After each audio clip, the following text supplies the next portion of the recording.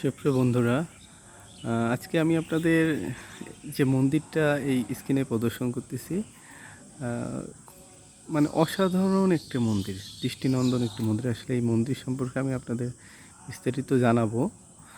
তো আপনাদের মন্দিরটা কেমন লাগতেছে অবশ্যই জানাবেন। আমি মন্দিরের ভিতরে এখন প্রবেশ করব, আপনারা সাথে থাকুন।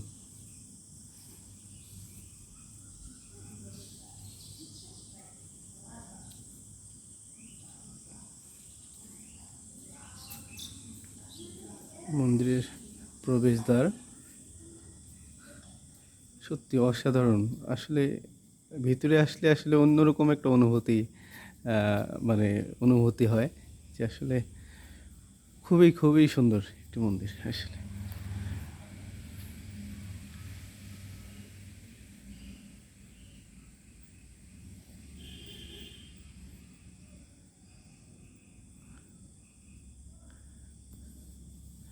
আসলে গণেশ ঠাকুরের মানে চতুর সেটে আর কি দেখা যাচ্ছে যে প্রত্যেক দেবদেবীর মন্দির এখানে।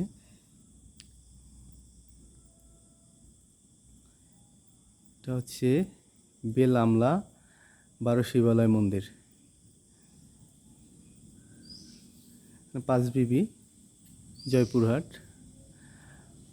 তো আসলে খুবই ভালো লাগলো এই মন্দিরটি।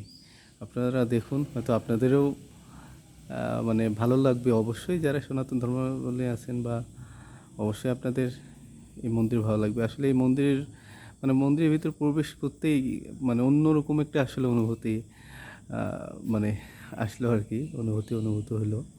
তো অনেক সুন্দর এই মন্দিরটি,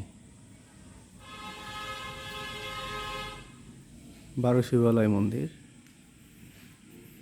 অবশ্যই আপনারা জানাবেন মন্দিরটি কেমন লাগলো।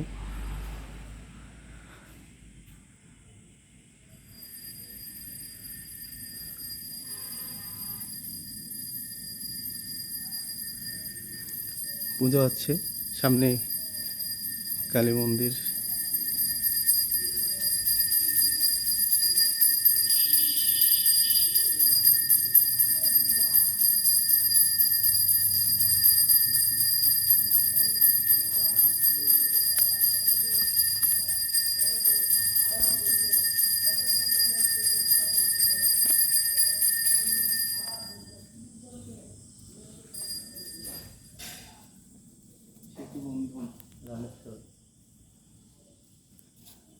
মানে অসাধারণ, এক কথায় বলতে গেলে এই মন্দির আসলে সত্যি অসাধারণ। এই মন্দিরে আসলে মানে অন্যরকম একটা অনুভূতি, আমি যেটা প্রথম থেকে বলতেছি আপনাদের।